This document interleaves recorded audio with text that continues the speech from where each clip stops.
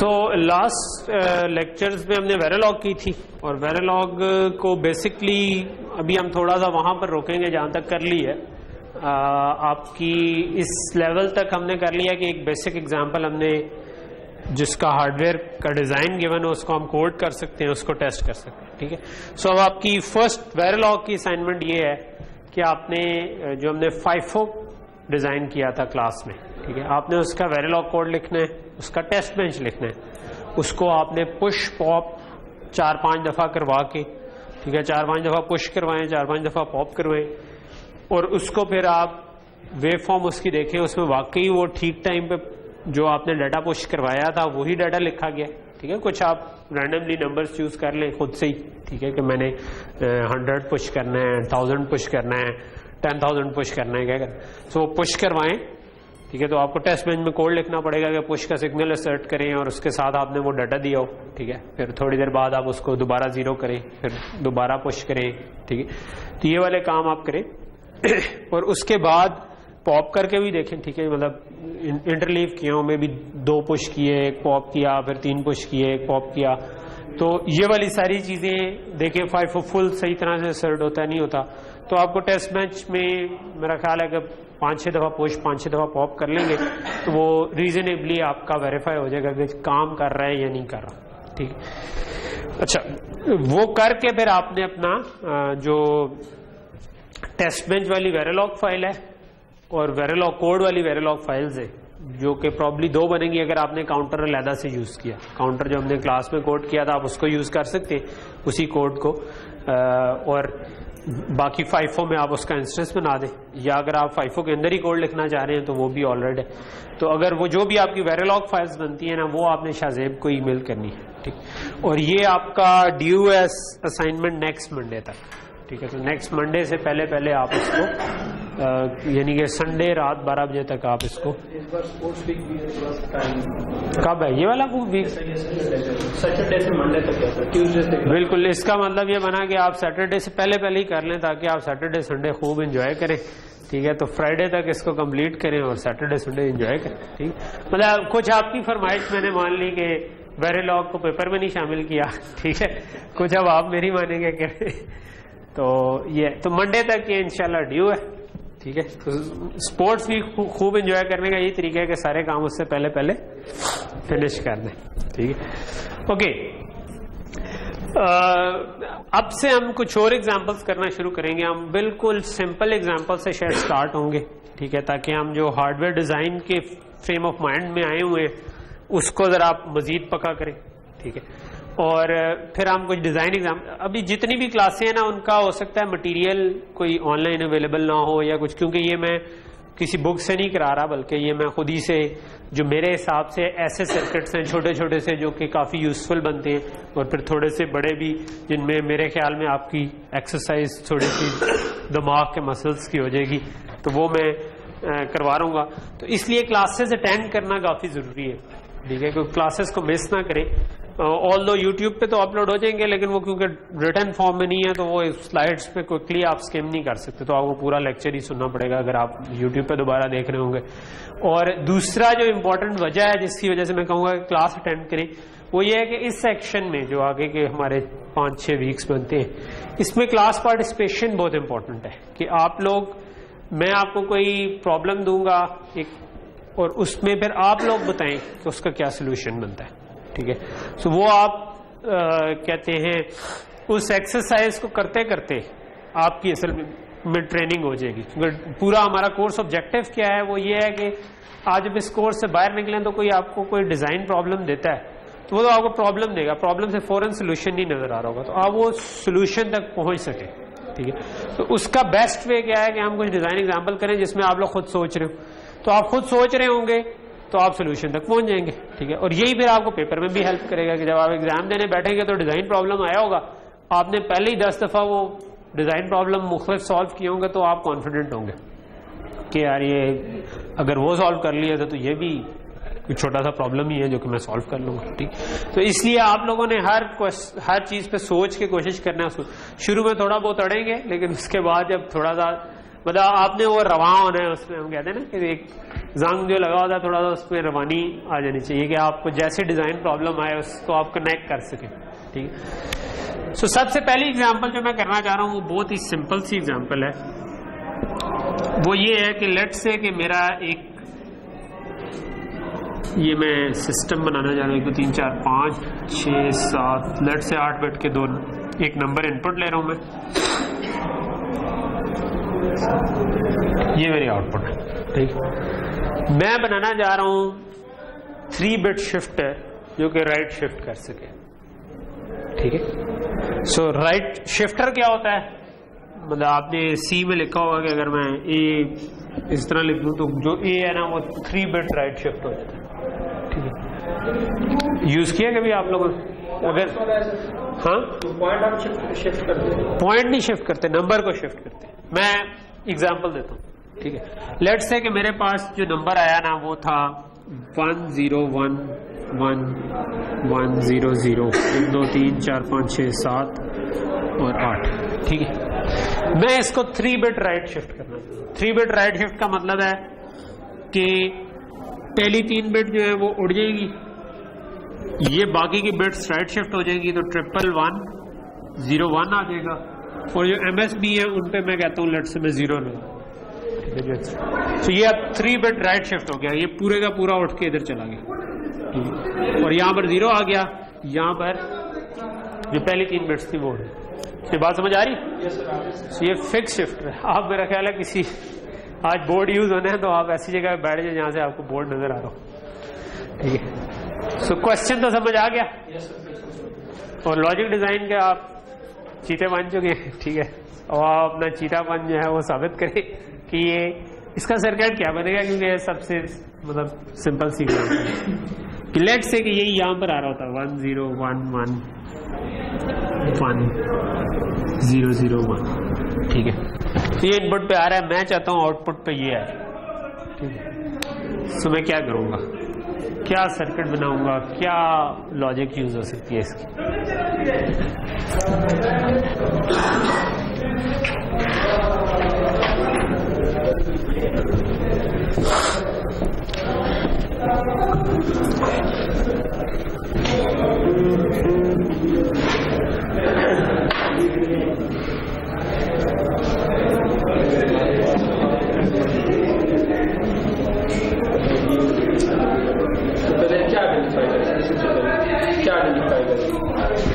Problem तो मैंने बता दिया, आइडेंटिफाई क्या करना है। जो भी नंबर आ रहा है आप उसको शिफ्ट करके इधर लिखना है, उसके लिए क्या लॉजिक दरमियान में बनेगी डब्बे के वो आप बता दें।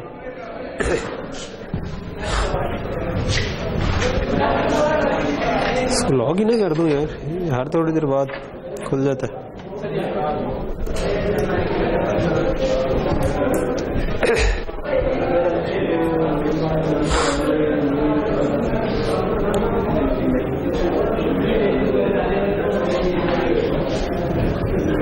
सोचे वैसे इतना ज्यादा सोचने वाली चीज नहीं है, लेकिन मतलब है सिंपल सा।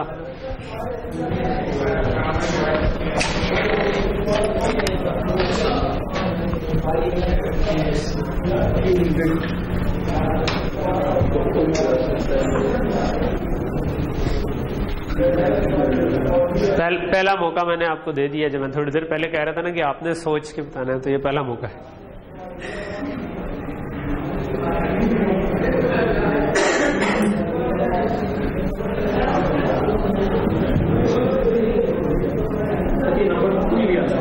जी जी, नंबर तो कोई भी आ सकता।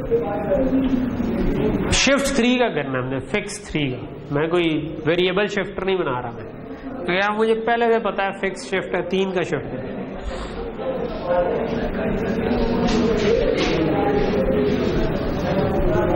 सर हम जैसे कि देखें तो ये जो लास्ट 5 है इसको डायरेक्ट इधर कनेक्ट कर दें, लास्ट 5 को डायरेक्ट कनेक्ट कर दें, यानी कि ये जो है इसको किधर कनेक्ट करूं?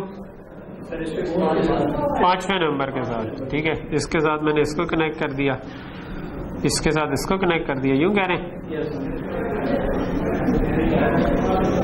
ठीक हो गया। उस पे 0 आ रहा है, उस पे तो 0 आएगा जी। 0 कैसे करें? जीरो के साथ टाई कर दे। जीरो के साथ टाई करने का मतलब होता है ग्राउंड के साथ टाई कर दे, ठीक है। सो हम सर्किट में उसको अमूमन ग्राउंड बना देते हैं, ठीक है। जो भी आपका पावर सोर्स है उसके ग्राउंड के साथ टाई, बिल्कुल सही, ठीक है। तो जिन लोगों को नहीं समझ आ रही थी वो जस्ट आपको उस माइंड सेट में लाना चाह रहे कि सर्किट जो है वो कुछ है ही नहीं एक्चुअली। इस केस में आपको ना कोई गेट यूज करना पड़ा, ना कोई बाकी component, just make the right connections, ठीक है। सो ये पहला लेसन मैंने हो गया। अगर मैंने इसको 4 का शिफ्ट करना होता तो मैं इसको मजीद आगे कर देता। इसी तरह लेफ्ट शिफ्ट भी इसी तरह होता है, ठीक है। इस टाइप ऑफ शिफ्ट को कहते हैं हम लॉजिकल शिफ्ट, ठीक है। जो हम शिफ्ट कर रहे हैं इसको हम कहते हैं लॉजिकल शिफ्ट, ठीक है। सो अगर आपने फिक्स वैल्यू का लॉजिकल शिफ्टर बनाना हो तो वो सिंपल राइट कनेक्शंस देने की बात है, उसके अलावा आपको कोई सर्किट ही नहीं चाहिए, ठीक। एक और टाइप ऑफ शिफ्ट होती है जिससे हम कहते हैं अरिथमेटिक शिफ्ट,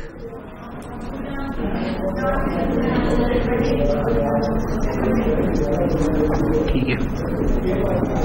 अरिथमेटिक शिफ्ट में हम क्या करना चाह रहे होते हैं कि हम चाहते हैं कि अगर नंबर पॉजिटिव है तो वो पॉजिटिव ही रहे, और अगर नेगेटिव है तो वो नेगेटिव ही रहे, वही रहे। ये मतलब अगर साइन लेट से 2's कॉम्प्लीमेंट में मैंने नंबर लिखे और मैं उनको शिफ्ट करना चाहता हूँ, ठीक है। तो अभी क्या हुआ है, मैंने इधर 0 डाल दिया।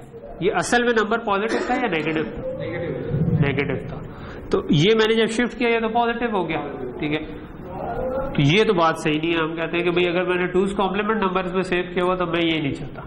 मैं चाहता हूँ कि अगर 2's कॉम्प्लीमेंट में सेव हुआ है और मैं इस तरह शिफ्ट करूं तो अगर ये नेगेटिव है तो मैं यहाँ पर 1 एक्सटेंड करूं, ठीक है। उससे इस नंबर पे सिर्फ वो शिफ्टिंग वाला फर्क पड़ेगा, वो पॉजिटिव से नेगेटिव नहीं हो जाएगा, ठीक। और अगर ये पॉजिटिव होता, फॉर एग्जांपल अगर ये 0 0 1 1 1 0 0 1 होता तो फिर भी मैं इसको इसी तरह शिफ्ट करता, लेकिन अब मैं इसके आगे ये मेरे पास 0 0 1 1 1 आ जाता और इसके आगे मैं फिर 3 zeros लगा देता, ठीक। तो यहां तक बात समझ आ रही है? सो अगर मैंने इसको इसमें कन्वर्ट करना है कि जो मैंने राइट शिफ्ट बाय 3 वाला बनाया हुआ है, ये मैंने भी लॉजिकल शिफ्टर बनाया था। मैं कहता हूं कि नहीं, मैं इधर जीरोस नहीं चाहता, मैं ये चाहता हूं कि अगर तो MSB 1 आ रही है तो इधर 1 आए इन सारों पे, अगर MSB 0 आ रही है तो इन सारों पर 0 आ जाए। तो उसके लिए मैं क्या कर सकता हूं? सो मैंने पिछला वाला लॉजिक इसकी उड़ा दी। अगर हम नेबल के साथ उसको अटैच करें और एंड लगाए तो अगर दोनों एंड है तो 1 आ जाए नीचे, और अगर 1 नहीं आ रहा लास्ट वाले पे तो हम 0 करें। एक इधर एंड गेट लगा दे, नेबल अगर हम लगा दे बाहर से, एक बाहर से नेबल लगा दे। बाहर से नेबल क्यों लगे? हमें, मैं चाह रहा हूँ कि ये बस लॉजिकल शिफ्टर बन जाए जो हमेशा लॉजिकल शिफ्टर ही, सॉरी अरिथमेटिक शिफ्टर बन जाए जो हमेशा अरिथमेटिक शिफ्टिंग। फिर हम ये कर सकते हैं कि जो हमारा लास्ट वाला है वो सीधे ही हम इसके साथ अटैच कर दें, वो हम सीधा ही इसके साथ अटैच कर दें, ठीक है। सो एक तरीका ये हो सकता था, एंड गेट से हम इनेबल करते हैं कि ये लॉजिकल शिफ्टर के तौर पर काम कर रहा हो या अरिथमेटिक शिफ्ट के, तो वो कर सकते हैं, ठीक है। कि मैं उसको अगर 0 कर दूं तो सारों में 0 चला जाए तो वो लॉजिकल शिफ्टर बन जाएगा। अगर मैं 1 कर दूं तो इनेबल हो जाए कि भाई ये अब अरिथमेटिक शिफ्ट का काम कर रहा है। लेकिन अदरवाइज हम सिंपल, अगर मैंने फिक्स अरिथमेटिक शिफ्टर बनाना है तो मैं इसी MSB को, ये MSB थी, इसको सीधा इन तीनों से टाई कर दूं, अगेन अगर ये अब आप सबके ज़हन पे आना चाहिए था, ठीक है। अगर नहीं आया तो इसको फर्स्ट टाइम नोट कर लें कि यहां पर मैं फंसा था, तो जब भी फंसे हो किसी चीज पे उसको थोड़ा सा फर्दर टाइम दें, घर जाके सोचें कि मैं क्यों फंसा था। अगली दफा जब इससे मिलती जुलती सिचुएशन है तो you should be able to figure it out कि यहां पर मुझे क्या करना है, ठीक है। तो पूरी एक्सरसाइज का मकसद है। सो ये लॉजिकल शिफ्ट और अरिथमेटिक शिफ्ट दोनों हमने कवर कर ली, ठीक है। और हमने ये देख लिया कि अगर फिक्स वैल्यू से अरिथमेटिक या लॉजिक शिफ्ट करना हो तो उसकी लॉजिक जो है इट्स जस्ट कि आप चीजों को प्रॉपरली टाई करें। अच्छा, ये जो वन एक्सटेंशन वाला काम है ना, ये सिर्फ लेफ्ट साइड से होता है, यानी कि अगर मैं राइट शिफ्ट करूंगा तब मुझे ये काम करना है।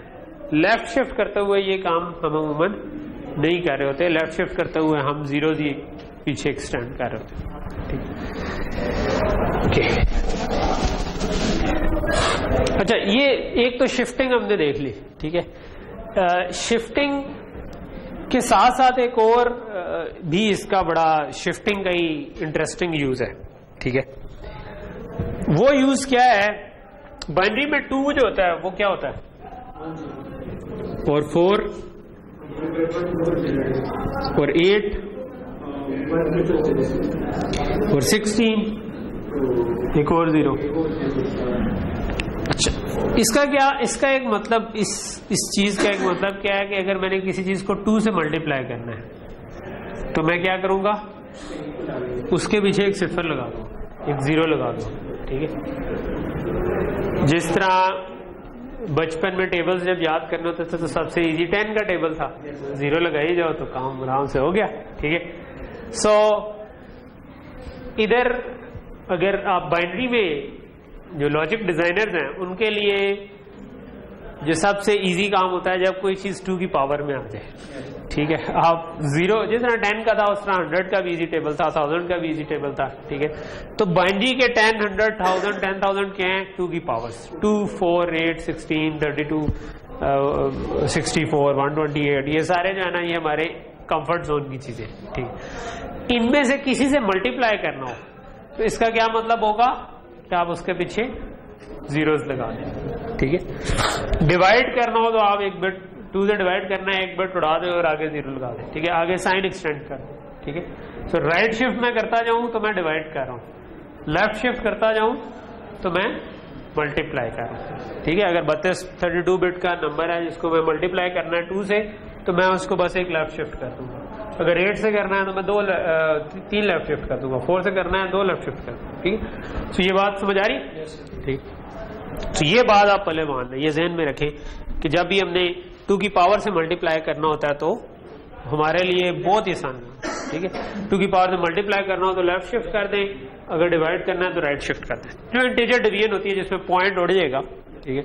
लेकिन अगर हम पॉइंट नहीं उड़ाना चाहते तो एक पॉइंट को कैसे स्टोर किया जाए उसका एक तरीका होता है, उसको हम कहते हैं फिक्स पॉइंट। उसमें क्या होता है कि मैंने डिफाइन कर लिया कि पॉइंट इधर है, ठीक है, खुद ही सोच लिया, असल में कहीं ये पॉइंट एग्जिस्ट नहीं करता, मैंने सोच लिया कि भाई पॉइंट है, तो उसको हम कहते हैं फिक्स पॉइंट फॉर्मेट, ठीक। तो अगर फिक्स पॉइंट फॉर्मेट में चीज लिखी हुई है और मैंने उसको डिवाइड करना है लेट्स से 2 से, तो 2 से डिवाइड करने का मतलब है मैं अज्यूम कर लूंगा पॉइंट इधर चला गया, ठीक है।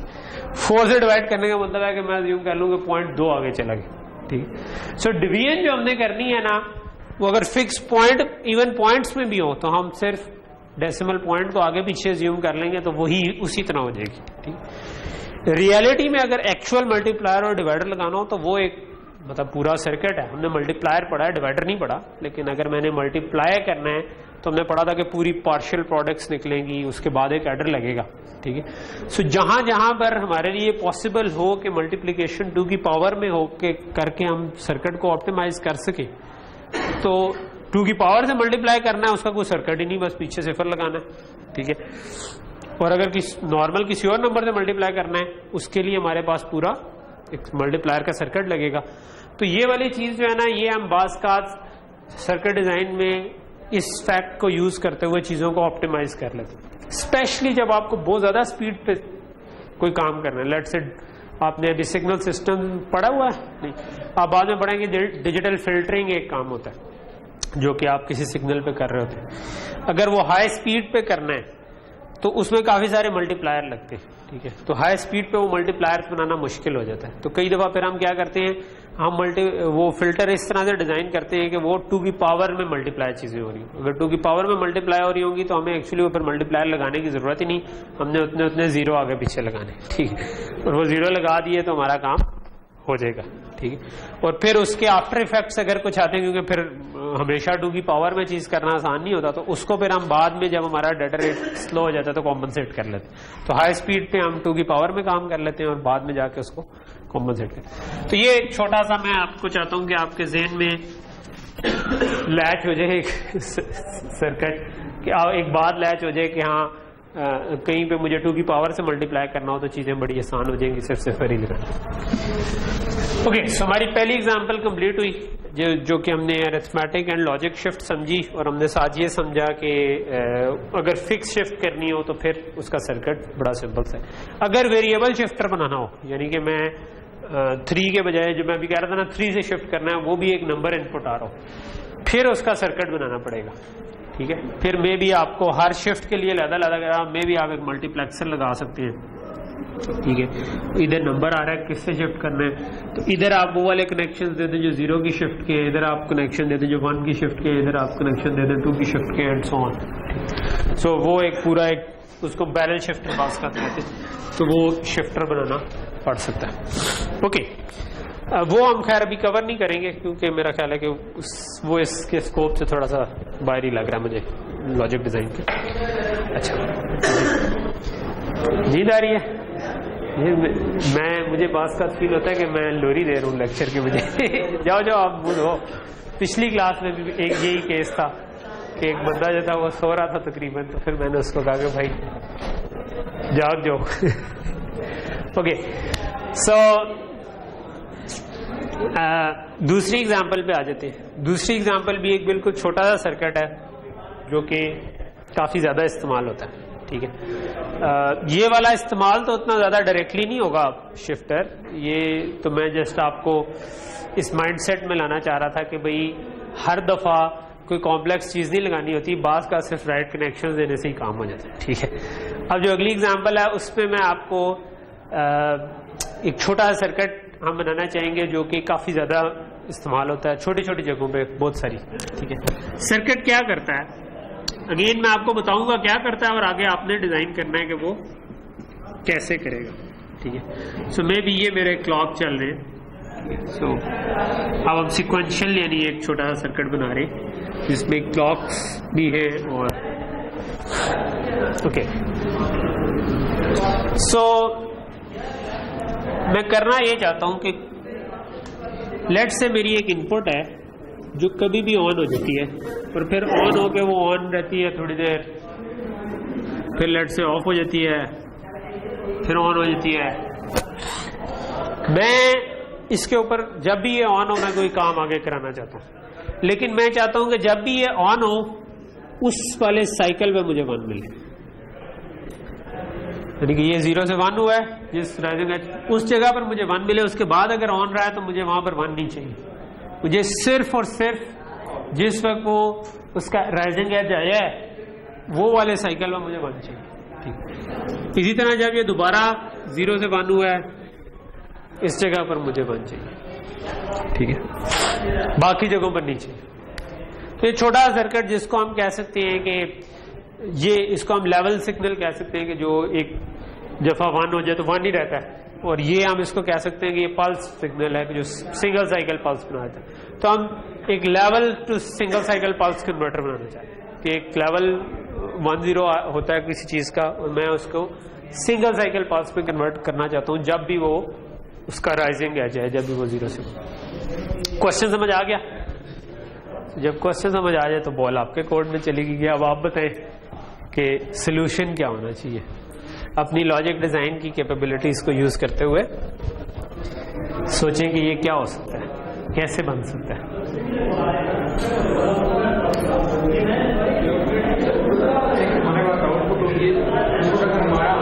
ये आउटपुट है ना, ये आउटपुट चाहिए मुझे। सो मुझे वो डब्बा चाहिए जिसको मैं ये इनपुट दूं तो ये आउटपुट आ जाए।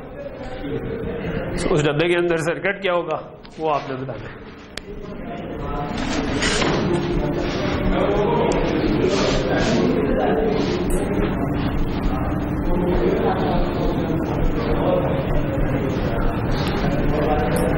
लेकिन सर इसमें हमारे पास जो एचिंग प्राइस पॉइंट होगा वो भी तो इनपुट नहीं होगा।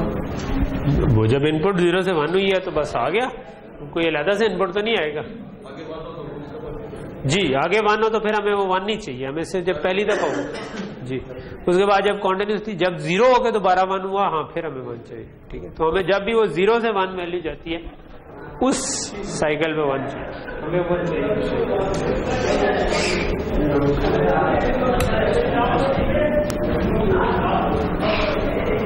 क्यों अली मुनीर, क्या हो सकता है?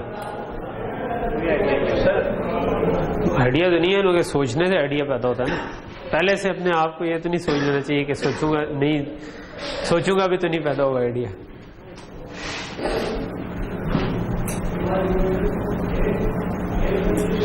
सोचो इनपुट आ रहा है, अगर वो पहली बार 1 हो जाए तो हमें देना आउटपुट से देना, और जैसे वो 0 पे चला जाए दोबारा 1 हो जाए तब उस एक बार पे हमने देना है। सर ये ऐसा जब भी हो कि वो 0 से 1 हो तो हमें आउटपुट चाहिए। सिर्फ 2 दफा नहीं करना, ये तो 2 दफा मैंने समझाने के लिए बताया।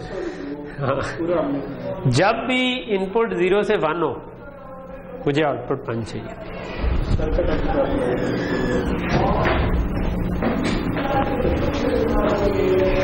अभी शायद आपके ज़हन में ना हो कभी क्यों कर रहे हैं, लेकिन ये मैं आपको इस पे मेरे वर्ड्स पे बिलीव रखें कि ये वाली चीज बहुत ज्यादा जगह यूज होगी जिंदगी में अगर आपने हार्डवेयर डिजाइन करना। तो है भी छोटी सी सर आपने नॉट में लगा, एक नॉट गेट लगा देंगे। अगर ये हमारे पास 1 आ रहा है हमारे पास उधर उसमें 0 पहली बार नॉट कर दूंगा तो वो तो जब वो 1 होगा 0 हो जाएगा, 0 1 हो जाएगा। अगर हम डायरेक्ट करें सर इसमें जो 1 हम कंपेयर करेंगे कि क्या ये हमारे पास 1 है या नहीं है, तो वो हम सर्किट से करेंगे या 1 के लिए तो कंपेयर करने की जरूरत नहीं है ना। एक तार है, अगर 1 आ रहा है तो 1 ही आ रहा होता है, उस पर कंपेयर करके अगर हो। सर जब हमने देखना है कि क्या वो आगे जब जाता है जब दोबारा वो 0 हो जाता है तो वो उस चीज को हमने देखना है ना। हमने देखना है कि वो पहले 0 था और अभी 1 हुआ है, तो फिर हम 1 आउटपुट करें। तो हमने स्टोर करना है ना सर, एक रजिस्टर लगाना है। एक रजिस्टर लगा सकते हैं, ठीक है, जिसपे हम पहली बार देखेंगे अगर वो 1 है। चले, अगर मैं ये इनपुट आ रही है और इसके आगे एक रजिस्टर लगा दूं, एक बिट का फ्लिप फ्लॉप, लेट से डी फ्लिप फ्लॉप लगा दिया कि आउटपुट आ गई, तो ये क्या करेगी? ये काम तो नहीं करेगी डेफिनेटली, ये सिर्फ ये करेगी। हमने कहा था एक रजिस्टर क्या कर देता है, एक साइकिल का डिले दे देता है। तो अगर ये इनपुट आ रही है तो ये एक साइकिल डिले हो जाएगी, यूं करके आ जाएगी, यानी कि इस पूरे को उठा के एक साइकिल आगे शिफ्ट कर दिया मैंने, तो ये बन गया। ठीक, तो ये मैं कहता हूं फ्लिप फ्लॉप की आउटपुट आ गई। ठीक है, तो ये ओरिजिनल आउटपुट तो नहीं है, ये फ्लिप फ्लॉप की आउटपुट बनी और मैंने एंड पे एक आउटपुट जनरेट करनी है। ये लेट से मेरा वो डब्बा है, तो ये आउटपुट ये फ्लिप फ्लॉप की आउटपुट ये आ गई। सो चलो मैं ये दे देता हूं कि ये सही डायरेक्शन में कदम है। अब आगे आप सोचें कि इन दोनों को देख के ये कैसे बन जाएगा। अब असल में हम बिल्कुल करीब पहुंच गए उसके, जैसे आपने ये देखना है कि इन दोनों को देख के ये कैसे बन सकता है।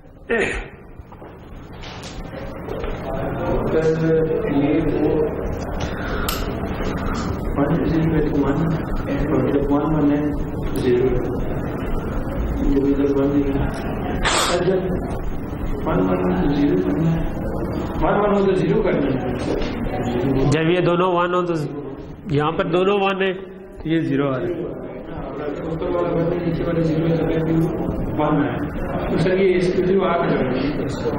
एक्सक्लूसिव और लगाएंगे, वो क्या करता है? अच्छा, ऐसी जगहों पे अमूमन हमें ना थोड़ा सा गौर से देखना चाहिए कि क्या जो फॉरेन पैटर्न नजर आ रहा है क्या वही पैटर्न है। ठीक है, और क्या ये हमेशा यही चाहते हैं हम? फॉर एग्जाम्पल, क्या हमेशा ये 1 है ये 0 है तो मुझे 1 चाहिए? उसके लिए हम आगे देख सकते हैं कि क्या दोबारा ये 1 और ये 0 आए, इस जगह पर ये 1 आया ये 0 आया दोबारा, तो दोबारा भी 1 चाहिए। हाँ, जब भी ये 1 हुआ ये 0 हुआ बज़ाहिर लग रहा है। ठीक है, बाकी केसेस जो है अगर दोनों 1 हो तब 0 आ रहा है, दोनों 0 हो तब भी 0 है, ये 1 हो और ये 0 हो तब भी 0 है। ठीक है, तो ये 1 0 पर भी 0 है, यानी कि ये 1 हो, 0 0 पर भी, 0 1 1 पे भी, सिर्फ अगर ये 1 और ये 0 हो जाए तब। तो इसका एक तरीका हो सकता है मैं एक टेबल बना लूं, ठीक है, जो हमने अभी तक पढ़ा कि मैं कहता हूं एक इनपुट आ रही है और एक फ्लिप फ्लॉप की आउटपुट है, ठीक है, तो इसके 4 कॉम्बिनेशन बनते हैं, ठीक है। दोनों 0 आ रहे हो तो मुझे आउटपुट क्या चाहिए,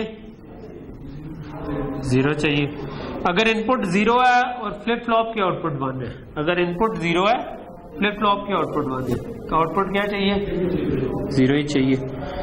अगर इनपुट 1 है फ्लिप फ्लॉप की आउटपुट 0 है, अगर इनपुट 1 है फ्लिप फ्लॉप की आउटपुट 0 है, तो क्या आउटपुट चाहिए, 1 चाहिए। और अगर दोनों 1 1 है तब भी मुझे 0 ही चाहिए, ठीक है। सो बजायर इस टाइमिंग डायग्राम को देखने से ये चीज समझ आए। तो क्या ये हमेशा ऐसे ही होगा, इसको हमें एक दफा दोबारा सोचने की जरूरत होती है कि क्या वाकई हमेशा 0 होगा। उसके लिए हम ये सोच सकते हैं कि ये क्या चीज शो कर रही है। फ्लिप फ्लॉप की आउटपुट शो कर रही है कि पिछले साइकिल पे क्या इनपुट थी, क्योंकि ये उसका डिलेड वर्जन है ना, ये उसी का एक डिलेड वर्जन है, तो ये बता रहा है कि लास्ट साइकिल में क्या इनपुट थी। ये इनपुट आ रही है कि इस साइकिल में क्या इनपुट है। तो हम ये कह रहे हैं कि अगर पिछले साइकिल में इनपुट 0 आ रही थी और अगले साइकिल में इनपुट 1 आ रही है, तो इसका मतलब है कि 0 से 1 ट्रांजिशन हो रही है। तो ये बात तो सेंस बनाती है कि हमेशा ऐसे ही होगा कि अगर लास्ट साइकिल में 0 थी, यानी कि ये पिछले साइकिल में 0 थी और इस साइकिल में 1 आ रही है इनपुट, ये पिछले साइकिल ही को होल्ड करके बैठा हुआ है ना। तो ये बता रहा है कि पिछले साइकिल में 0 थी, इस साइकिल में 1 आ रही है इनपुट, तो इसका मतलब है कि ओवरऑल हमारी 0 से 1 वाली ट्रांजिशन आ गई। तो ये टेबल जो है, टेबल से सर्किट बनाने के तो माशाल्लाह आप लोग ये काम तो कोई मुश्किल नहीं होना चाहिए। तो टेबल से सर्किट कैसे बनेगा,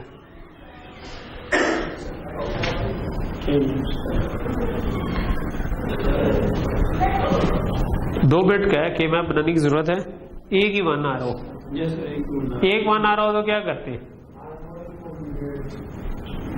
एक 1 आ रहा हो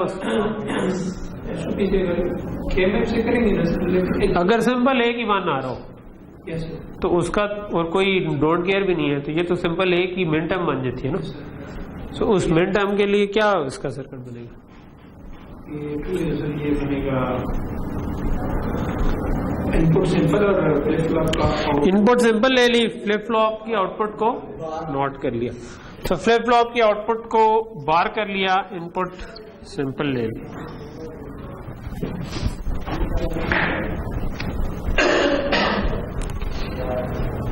यहां तक चीज क्लियर हुई, अभी तक तो कोई मसला मुश्किल नहीं है। ये एक छोटा एंड पे क्या हुआ, एक गेट और एक फ्लिप फ्लॉप से वो काम हो गया। हम अभी इसको जब सोच रहे थे तो उस वक्त हमें समझ नहीं आ रही थी क्या होगा, लेकिन हमने सोचा कि यार हमें कुछ हिस्ट्री चाहिए तो हमें कुछ स्टोर कर लेना चाहिए इसको, और स्टोर किया तो फिर हमने कहा कि अच्छा अब स्टोरेज की बेस पे क्या बनता है, तो हमने सोचा कि इस तरीके से सर्किट बन सकता है, ठीक है। ऑब्वियसली इसके और तरीके भी हो सकते हैं सेम चीज को अप्रोच करने के, कि आप इसको डिजाइन करने के लिए एक स्टेट मशीन के तौर पर सोचते, ठीक है, कि एक इनपुट आ रही है एक बिट की और मैं शुरू में 0 0 हूं, अगर इनपुट 0 आई तो मैं एक और स्टेट में चला जाऊंगा और उसके बाद 1 आई तो मैं आउटपुट को 1 करता हुआ वापस दूसरी स्टेट में चला जाऊंगा, ठीक है।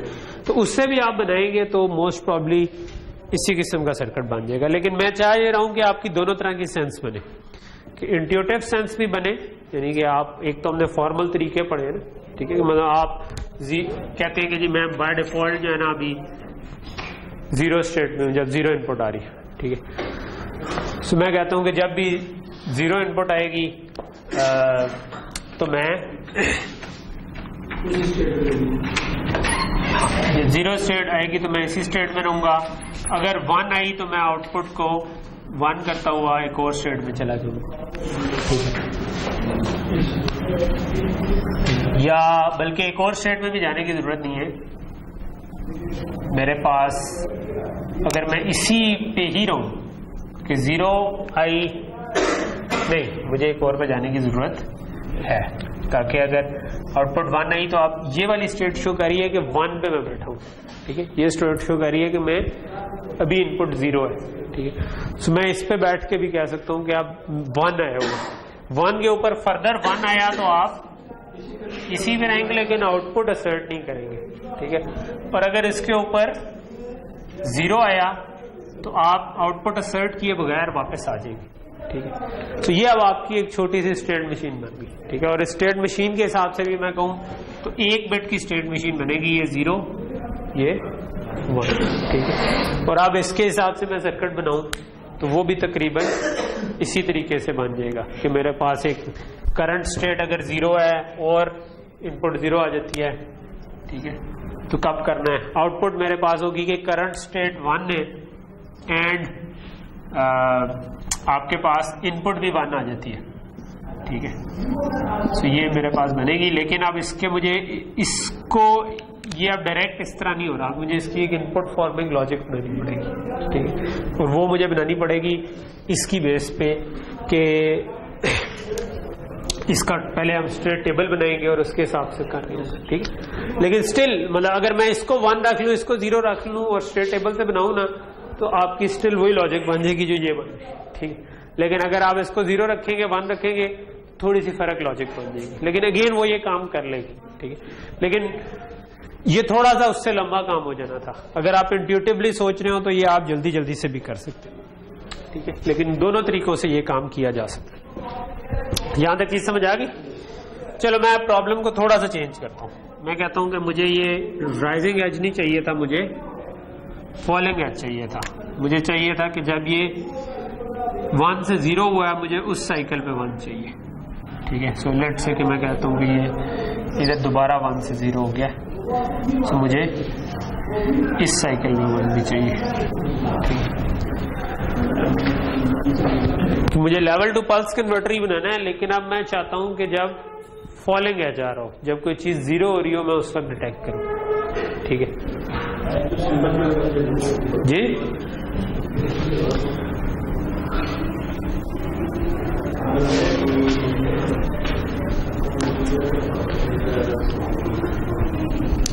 क्या चेंज आएगी इसके अंदर? इजी है, सोचे। तब ये 0 1 पे 1 हो जाएगा, ठीक है। सब आपके पास इस जगह के बजाय इस जगह पे, यानी कि आप कह रहे हैं कि पुरानी वैल्यू 1 थी और अब वैल्यू 0 हो गई, तो इसका मतलब है कि फॉलिंग एज आ गया, ठीक है। सो इधर क्या चेंज आएगी? इधर ये बबल जो है ये इधर से उठ के इधर आ जाएगा और ये डायरेक्टली ट्राई हो जाएगा, ठीक है। तो अगर ये कर लेंगे तो ये फॉलिंग एज की डिटेक्शन कर लेगा। मे भी कोई लो असर्टेड सिग्नल होगा जिसमें आप कहते हैं कि चीज ऑन तब हुई है जिस वक्त वो 0 होती है, तो आप उसके ऑन पे अगर कुछ कोई आगे फर्दर काम स्टार्ट करना चाह रहे तो आप कर सकते हैं, ठीक है। इसके यूजेस कई हैं। फॉर एग्जांपल आप कोई मोटर कंट्रोल करना चाह रहे हैं, आप कहते हैं कि यार जिस वक्त मोटर ऑन हुई है मैंने उसके इतने टाइम के बाद उसको ऑफ करना है, तो वो ऑन हुई है, वो तो ऑन होगी, ठीक है। आपके पास माना आपने उसका उस वक्त एक सिंगल साइकिल पल्स बनाई और उसके आगे में भी एक काउंटर लगा दिया जो कि काउंट किया जा रहा है हर साइकिल, और उसको जब एक खास नंबर ऑफ काउंट्स पे पहुंचा आपने कहा कि चलो आप इसको ऑफ कर दो, ठीक है। या और भी इस किस्म के कई होते हैं जब आप डिजिटल इंटरफेसेस पे काम कर रहे होते हैं, आपने किसी रैम से डाटा रीड करना है, राइट करना है, तो आप उसको कहते हैं कि भाई एक पल्स दी, उसके इतनी देर के बाद मैं उसको डाटा दूंगा, ठीक है। या एक पल्स इनपुट आई, उसके इतनी देर के बाद डाटा वैलिड हो। सो वो देर कैसे काउंट करते हैं? हमें पता है कि भाई हम लेट से 100 मेगाहर्ट्ज पे चल रहे हैं और हम 100 मेगाहर्ट्ज का मतलब है कि एक साइकिल 10 नैनो सेकंड के बराबर। तो अगर आपने 25 नैनो सेकंड इंतजार करना है या 30 नैनो सेकंड इंतजार करना है, तो आपको पता है कि मैं 3 साइकिल इंतजार करूंगा तो मेरा 30 नैनो सेकंड पूरे हो जाएंगे, ठीक है। तो आप वो इस तरीके से उसका एज डिटेक्ट करके उसके बाद 3 साइकिल काउंट कर लें, ठीक। ओके, सो ये तो एक छोटी सी और एग्जांपल होगी। ओके, सो अब हम आ जाते हैं तीसरी एग्जांपल पे। तो अभी तक हमने 2 कर ली एग्जांपल। एक हमने छोटी सी एग्जांपल की कि अगर हमने फिक्स वैल्यू का शिफ्ट करना हो तो हमें सिर्फ राइट कनेक्शंस देने होते हैं, चाहे अरिथमेटिक शिफ्ट हो चाहे लॉजिक शिफ्ट हो। और दूसरा हमने कर लिया कि अगर हमने एक लेवल सिग्नल है जो कि 0 से 1 होकर 1 ही रहता है या 1 से 0 के 0, अगर उसका हमने राइजिंग या फॉलिंग एज डिटेक्ट करना हो या level to single cycle pulse convert करना हो, तो हम उसके लिए सिंपल एक फ्लिप फ्लॉप लगाएं और देख लेंगे पुरानी वैल्यू 0 है, करंट वैल्यू 1 है, तो 1 कर दें या पुरानी 1 है 0 कर दें, डिपेंड करता है कि हम फॉलोइंग एज डिटेक्ट करें कि राइजिंग एज डिटेक्ट। अगली एग्जांपल जो हम करने लगे हैं वो है डिजिटल क्लॉक की। ठीक है, अच्छा डिजिटल क्लॉक की एग्जांपल इसलिए कर रहे हैं क्योंकि आप लोग डिजिटल क्लॉक को से सारे ही फेमिलियर होंगे। आप लोग घड़ियां यूज करते रहते हैं, देखते हैं मिनट क्या टाइम है, तो वो सारे जानते हैं कैसे यूज होता है। प्रैक्टिकली आपको जिंदगी में शायद डिजिटल क्लॉक खुद से बनाना कम ही पड़ा हो, मेरा नहीं ख्याल कि आपको पड़ेगा, लेकिन इसको बनाने का जो प्रोसेस है जिससे हम गुजरेंगे, जिसमें हम डिफरेंट तरह से काउंटर्स लगा के करना चाह रहे होंगे, वो वाला प्रोसेस मुझे लगता है कि वो काफी कह लो कि वो एक ऐसा है कि जो आपने डिजिटल सर्किट से बनाने हैं तो उनमें वही काम करना होगा आपको। ठीक है, अभी मैं अगर वो वाली एग्जांपल कोई ढूंढ दूं कि अच्छा जी एक डीएमए बनाए जो कि मेमोरी को एक जगह से उठा के दूसरी जगह कॉपी करता हो या इस तरह का, तो वो आपको मुझे प्रॉब्लम समझाना ज्यादा मुश्किल होगा, लेकिन काम यही हो रहा होगा। ठीक है, उसी तरह काउंटर्स लग रहे होंगे, उसी तरह चीजें कंट्रोल हो रही होंगी। तो मैं आपको एक ऐसी एग्जांपल से करवा के जो कि वही काम आपको दूसरी एग्जांपल में हो जाए, लेकिन जब आप एक्चुअल में जब आप डीएमए या कोई ऐसी चीज बनाने जाए तो क्योंकि आप काउंटर्स को यूज कर चुके हो काफी दफा, तो आप कंफर्टेबल फील करेंगे कि अच्छा इस प्रॉब्लम में भी बिल्कुल उसी तरह से काउंटर्स यूज हो सकते हैं। ठीक है, सो अब हम करना क्या चाह रहे हैं, हम एक डिजिटल क्लॉक बनाना चाह रहे हैं और लेट्स से कि हम उस एफपीजीए के लिए बनाना चाह रहे हैं जो कि हम लैब्स में यूज करें। अभी आपने लैब्स में एफपीजीए वाली लैब की है पहली? नहीं, अभी तक आप वो सिमुलेट करके देख लिया होगा। ठीक, सो अब आप नेक्स्ट लैब में प्रॉब्ली एफपीजीए के ऊपर सर्किट को लेके जाए। सो हम सर्किट ऐसा बनाना चाह रहे हैं जो कि इवेंचुअली एफपीजीए पे मैप हो सके। मे बी हम पैरेलल में ये क्लास में भी एक एक्सरसाइज कर लेंगे कि अगर हमने इसको एफपीजीए पे मैप करना है तो कैसे करें। ठीक है, अच्छा सो डिजिटल क्लॉक कैसे बनाए, पहला क्वेश्चन ये बनता है, कैसे हमें पता चलेगा क्लॉक क्या करता है। क्लॉक आपको आवर्स और मिनट्स का हिसाब दे रहा होता है। ठीक है, और सेकंड्स का भी प्रेफरेबली। हम क्योंकि एफपीजीए पे जा रहे हैं तो एफपीजीए पे 4-7 सेगमेंट डिस्प्ले लगे हैं। ठीक है, सो 4-7 सेगमेंट डिस्प्ले लगे हुए हैं, तो इसका मतलब है कि प्रेफरेबली हम इसके ऊपर आवर्स और मिनट्स दिखा दें, क्योंकि सेकंड्स की जगह नहीं है उसके ऊपर। ठीक है, मे भी उसको वीजीए के साथ लगा के अगर हम कर रहे हो, ये आप में से किसी का ये सेमेस्टर प्रोजेक्ट हो सकता है कि आप डिजिटल क्लॉक ही बनाएं, लेकिन फिर आप उसको 7 सेगमेंट के बजाय वीजीए के साथ इंटरफेस कर लें और वीजीए के ऊपर आप फिर सेकंड्स भी दिखा रहे हो, सेट भी कर सकते हो, रीसेट भी कर सकते हो, इस किस्म की चीजें डाल दें। ठीक, तो ये रीजनेबल सा एफआईपी नहीं सॉरी सेमेस्टर प्रोजेक्ट बन जाएगा। ठीक, ओके, एसवाईपी है नहीं एसपी। ओके, सो हमारे पास 4-7 सेगमेंट डिस्प्ले लगे हुए हैं। ठीक है, प्रॉब्लम को करने के वैसे कई तरीके हो सकते हैं, लेकिन हम ओब्वियसली ये किसी एक तरीके से हम सॉल्व कर लेंगे और खुद डिजाइन करते जाएंगे। आवर्स और मिनट्स में शो करना चाह रहा हूं। ठीक है, पहली चीज है कि मैं कैसे मुझे पता चलेगा कि 1 आवर हो गया है या 1 मिनट हो गया है। अगर मैंने कोई सर्किट बनाना है तो मुझे किसी न किसी तरह पता चलना चाहिए ना। वो पता चलाने का तरीका क्या होगा, किसी वीडियो को होल्ड करेंगे, नहीं आवर्स और कितना टाइम गुजरा है मुझे ये कैसे पता चलेगा? क्या काउंटर किसको काउंट कर रहा होगा? आवर से सर हम मिनट से हमें ये पता चल सके कि हमारे पास कितने मिनट्स में, तो सर जैसे ही हमारे मिनट्स कैसे पता चलेंगे? सेकंड कैसे पता चलेंगे? वो कैसे पता चलेंगे? हाँ, काउंट करेंगे ना, काउंटर लगाएंगे ना सर। किसको काउंट करेंगे? अगर हम सेकंड्स को करेंगे इधर, क्योंकि हम नैनो सेकंड नहीं, लेकिन सेकंड्स का मुझे कैसे पता चलेगा? मुझे पता चल रहा ना कि हाँ भाई 1 सेकंड हो गया तो मैं उसको काउंट कर लूँ। वो 1 सेकंड हो गया कहाँ से आएगा? वेव से पता चलेगा। हाँ, किस वेव से? पानी की वेव से। हमारे एफपीजीए क्या मतलब हमारे डिजिटल सर्किट्स किसी क्लॉक के ऊपर चल रहे होते हैं। ठीक है, एक तो क्लॉक हम बना रहे हैं, वो वाले क्लॉक पे नहीं चल रहे होते। ये जो हम 1010 करने वाला एक सिग्नल भेजते हैं, ये इस क्लॉक पे चल रहा है। ठीक, इस क्लॉक की कोई फ्रीक्वेंसी होती है। जैसे जिस तरह अभी जो हम एफपीजीए बोर्ड यूज कर रहे हैं वो उसको बाहर से एक क्लॉक आ रहा है। ठीक है, नए एफपीजीएस पे अंदर भी क्लॉक आप जनरेट कर सकते हैं, लेकिन अक्सर एफपीजीएस बाहर से क्लॉक इनपुट ले रहे होते हैं। और हमारा वाला जो लैब में हम यूज कर रहे हैं वो भी बाहर से 100 मेगाहर्ट्ज का क्लॉक इनपुट ले रहे हैं। यानी कि ऐसा क्लॉक सिग्नल, डिजिटल क्लॉक ऐसा आ रहा है जो कि 100 मेगाहर्ट्ज की फ्रीक्वेंसी पे चल रहा है। ठीक है, फ्रीक्वेंसी क्या होती है? नंबर ऑफ साइकिल्स पर सेकेंड। साइकिल क्या होते हैं? एक तो वो चलाते हैं मोटरसाइकिल, हाँ पानी में चलते। अच्छा, एक राइजिंग एज और फॉलिंग एज। तो इसका साइकिल यहाँ से अगर मैं स्टार्ट करूँ तो कहाँ तक है? पूरा एक साइकिल नहीं, ये पूरा साइकिल नहीं है, ये एक साइकिल है। ठीक है, ये जो एक दफा 1 और एक दफा 0 हो रहा है, क्योंकि बाकी पर यही चीज रिपीट हो रही है। ठीक है, तो जब हम डिजिटल क्लॉक का साइकिल कहते हैं ना, ऑब्वियसली आपने साइनोसाइडल क्लॉक्स भी देखे हो शायद, तो इसका यहाँ से यहाँ तक एक साइकिल होता है। ठीक है, जब हम साइन वेव की फ्रीक्वेंसी को कह रहे होंगे तो उसमें ये एक पीरियड होता है इसका। ठीक है, टाइम पीरियड टी है, और आपने पढ़ा होगा F = 1/T। ठीक है, तो आप करके निकाल सकते हैं।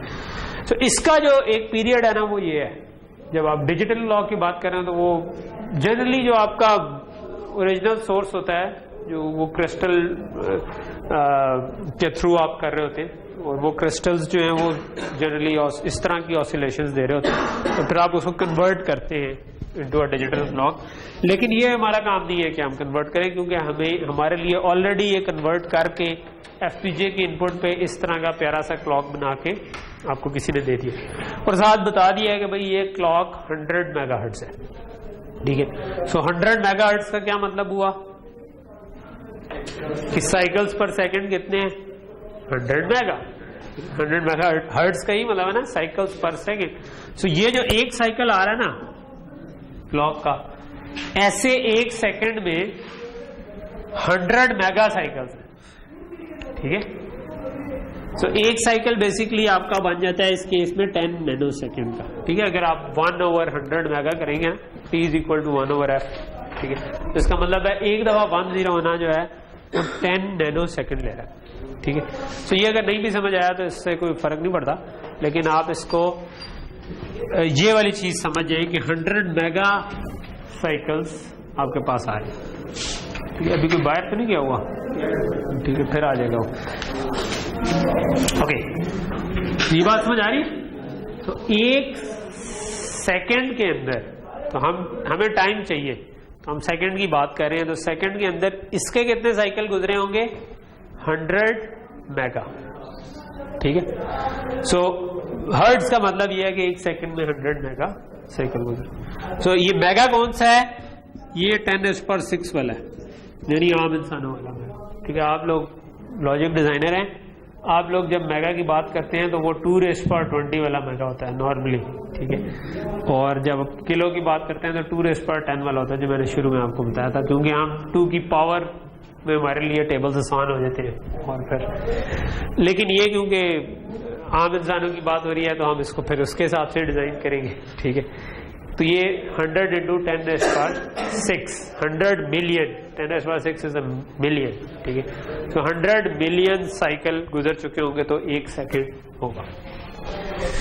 ओके, तो पहली चीज तो ये आ गई, इससे हम टाइम का अंदाजा लगा सकते हैं। इस क्लॉक को यूज करते हुए हम टाइम का कुछ न कुछ अंदाजा लगा सकते हैं।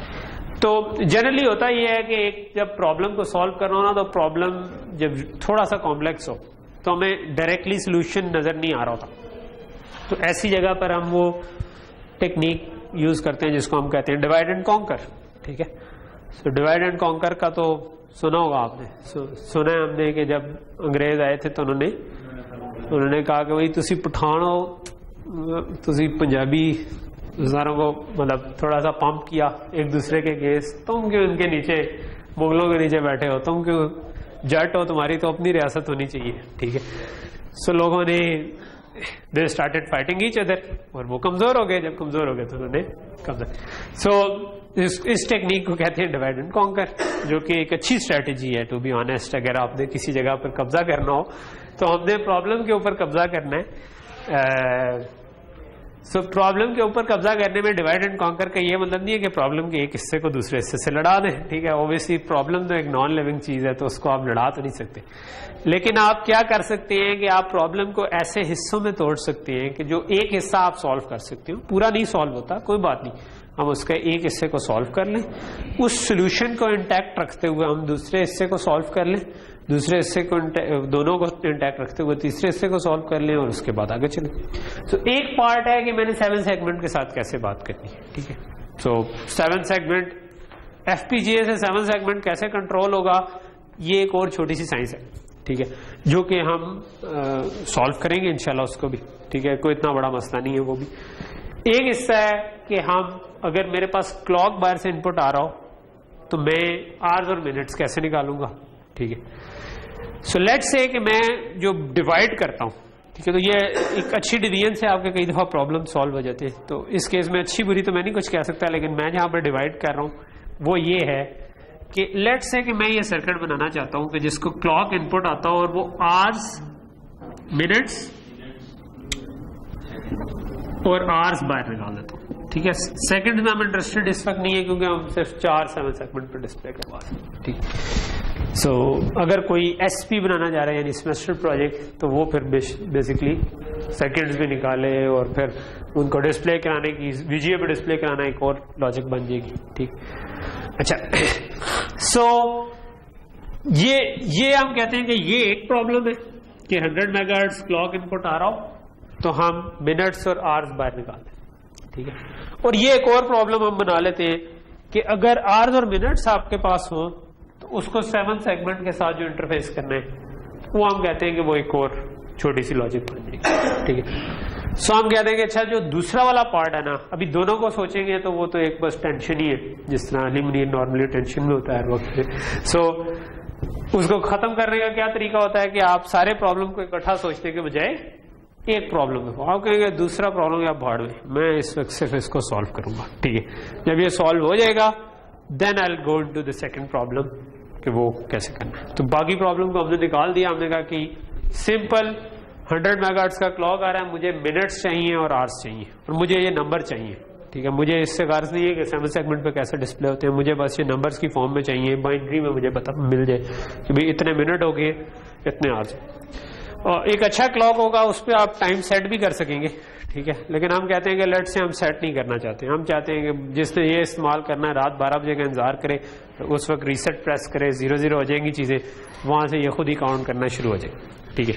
सो अच्छा क्लॉक जिसने बनाना है वो सेमेस्टर प्रोजेक्ट के तौर पर बनाया, क्योंकि हमने ये तो हमने 2-1 क्लासों में हम इसको सॉल्व करना चाहते हैं। सो यहां तक चीज क्लियर होगी। सो हमने 2 हिस्सों में तोड़ दिया। सो पहला हिस्सा जो है वो है कि मिनट्स और आवर्स निकालें, ठीक है। सो ठीक है, अब यहां पर हमारा फोकस आ गया कि मिनट्स और आवर्स 100 मेगाहर्ट्ज की इनपुट क्लॉक से कैसे निकालें। उससे पहले हमें इस डब्बे की जो कि हम बनाना चाह रहे हैं, जो हमने प्रॉब्लम अब छोटा किया है, उसको थोड़ा सा देखना चाहिए कि उसकी ये जो आउटपुट्स हैं ये कितनी बिट की होंगी। मिनट्स कितने बिट के होने चाहिए? मिनट्स 3 बिट की है, 3 बिट के होने चाहिए। नहीं है क्योंकि 9 तक जाते हैं। मिनट कहाँ तक जाते हैं? 9 तक जाते हैं तो 4 बिट होना चाहिए। 60 तक जाते हैं। कभी आपने देखा है कि 11:60 हो गए 59 तक जाते हैं, ठीक है। सो क्लोज, आप सबसे क्लोज थे, बाकी ये तो कह रहे थे 9 तक जाते हैं, 9 तक नहीं जाते। एक का नहीं, हम 7 सेगमेंट निकल गए, अब हमने ये पूरे मिनट्स हैं, सो कहाँ तक जाएंगे? 59 तक। हर घंटे में 60 मिनट होते हैं, लेकिन 59 के बाद हम दोबारा 0-0 हो जाते हैं, ठीक है। सो 59 के लिए क्या बाइनरी कितनी बिट्स काफी होंगी? 59 तक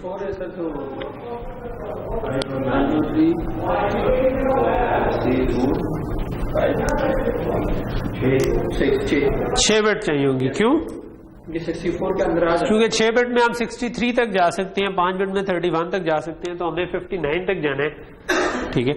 तो 59 जो है वो अगर बाइनरी में अगर मैं 6 1 डाल दूं तो ये 63 बन जाता है, ठीक है। तो और 5 होते हैं तो ये 31 होता है, और 31 तक नहीं, मैंने तो 59 तक जाना है, मुझे 6 बिट एटलीस्ट रखनी पड़ेगी, ठीक है, कि जिसमें आप 0000 से लेके 111 तक जा सकते हैं, यानी जा 63 तक जाते हैं, लेकिन हम सारी इस्तेमाल नहीं करेंगे 6 बिट, ठीक।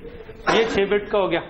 इसका आसान तरीका एक, मतलब आसान तो नहीं, मुश्किल कह लो, ठीक है, वो ये है कि आप log base 2 ले लें इसका, ठीक है। तो इससे आपको पता चल जाएगा ये कोई 5 पॉइंट समथिंग आ जाएगा। तो पॉइंट आ रहा है तो इसका मतलब आपको 5 से ज्यादा चाहिए। अगर ये 0 ना हो तो 5.0 होता तो इसका मतलब 5 चाहिए, लेकिन ये 5 पॉइंट समथिंग आएगा, जिसका मतलब है कि 5 से ज्यादा चाहिए, विच मीन्स कि आपको 6 चाहिए। तो हमें भी इसको सील कर लें, ठीक है, कि ऊपर वाली साइड पे कैप कर दें, उतनी बिट्स आपको चाहिए होती है, ठीक है। लेकिन क्योंकि आप लॉजिक डिजाइन का काम कर रहे हैं तो आपको ये करने की जरूरत नहीं होनी चाहिए। आपने टेबल बनाए हुए हैं, आपको पता है कि यार जब मैंने 4 वेरिएबल वाला होता है, 4 बिट होती है तो 16 नंबर आ जाते हैं। 5 बिट वाला भी कार्न ऑफ मैप हमने बनाया था तो वो 32 तक चला जाता है। तो फिर आपको उसकी एक्सटेंशन पता होनी चाहिए कि यार 6 होंगी तो 64 तक चला जाएगा, 7 होगा तो 128 तक चला जाएगा, 8 होगा तो 256 तक, 9 होगा तो 512 तक, 10 होगा तो 1024 तक। तो ये आपको सारा पता होना चाहिए। सो आपको कैलकुलेटर की यानी जरूरत नहीं पड़नी चाहिए ये काम करने के लिए कि मैं पहले लॉग वाला टेबल निकालूं और फिर आर्स के लिए कितनी चाहिए, वो डिपेंड करते हैं कि हम कौन सा बना रहे हैं। AMPM वाला बना रहे हैं या वो दूसरा। हम AMPM वाला नहीं बना रहे हैं, हम 0 से लेकर 24 तक नहीं 23 तक, 2359 के बाद दोबारा 00 हो जाता है, ठीक है। सो 23 तक जाना है तो कितनी बिट्स चाहिए होंगी, 5 बिट्स चाहिए होंगी, ठीक है, क्योंकि 5 बिट में हम 31 तक जा सकते। सो आवर्स की 5 बिट है, मिनट्स की 6 बिट, ओके। सो ये तो हमने बिट्स डिफाइन कर ली कितनी चाहिए। नेक्स्ट चीज ये आती है, इसको मैं बता दूं, अब इसको भी थोड़ा सा ऊपर करके हम जगह बना लेते हैं कि मैं बनाना ये चाह रहा हूं कि एक 100 मेगाहर्ट्ज का मेरे पास इनपुट क्लॉक आ रहा है डिजिटल, और मुझे आवर्स चाहिए और मिनट्स चाहिए, ये 6 बिट के, ये 5 बिट के। अब ये जो छोटा क्वेश्चन बन गया है, इसका सर्किट क्या बनेगा, इस पे सोचना शुरू करते हैं।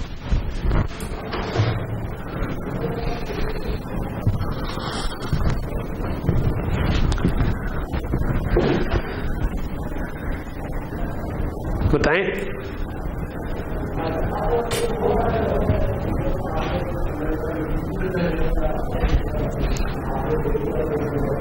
सर इसको सबसे पहले तो हमारे पास इनपुट आ रहे हैं, उसको हम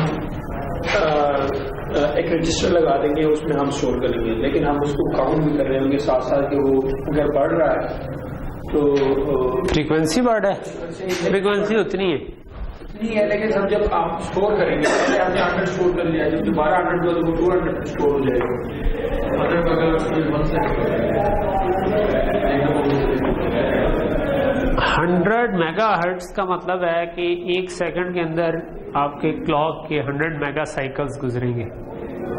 जब 100 मेगा साइकिल्स गुजर जाएंगे तो 1 सेकंड हो जाएगा, ठीक है।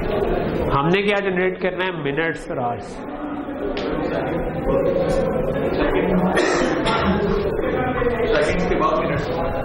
60 सेकंड्स गुजरते हैं तो 1 मिनट हो जाता है, 60 मिनट्स गुजरते हैं 1 आवर हो जाता है, ठीक है। 24 घंटे गुजरते हैं 1 दिन हो जाता है, 365 दिन गुजरते हैं तो 1 साल हो जाता है।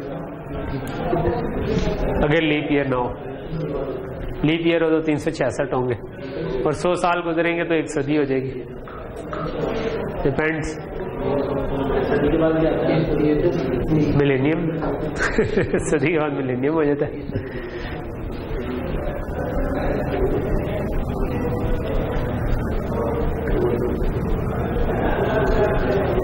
और वो भी डिपेंड करता है किससे हारे पे हैं। अगर मरीख पे जाके रहना शुरू कर देंगे तो वहां पर थोड़ा सा फर्क है 1 साल का और 1 दिन का भी। चलें जी, बताएं क्या करें। कुछ सोचें, बजट की चल रही है क्या सर? मुझे सिर्फ बस ये 100 मेगाहर्ट्ज में इसे मुझे वो कह रहे हैं कि 1 सेकंड इनपुट होता है। 100 मेगा साइकिल्स गुजरेंगे तो 1 सेकंड। 100 मेगाहर्ट्ज का मतलब है 1 सेकंड के अंदर 100 मेगा साइकिल्स गुजरेंगे, ठीक है। हर्ट्ज का मतलब है साइकिल्स पर सेकंड जी। अगर क्या करें 60,000 अगर 100 मिलियन साइकिल गुजर जाएंगे तो वो 1 सेकंड, 6000 मिलियन गुजरेंगे तो 1 मिनट हो जाएगा। बिल्कुल सही कहा आपने, ठीक है। सो हम अब ये कैसे गुजार सकते हैं उतने साइकिल?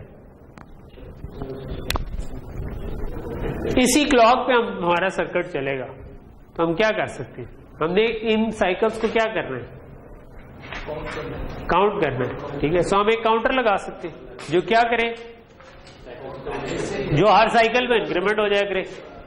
हर साइकिल में इंक्रीमेंट होगा तो वो जो भी उस पे नंबर आ रहा है वो बता रहा है कि भाई इतने साइकिल गुजर चुके, और वो जब हो जाएंगे इतने ज्यादा कि वो 1 मिनट के बराबर हो जाए तो हम कहेंगे वो लो जी 1 मिनट हो गया, ठीक है।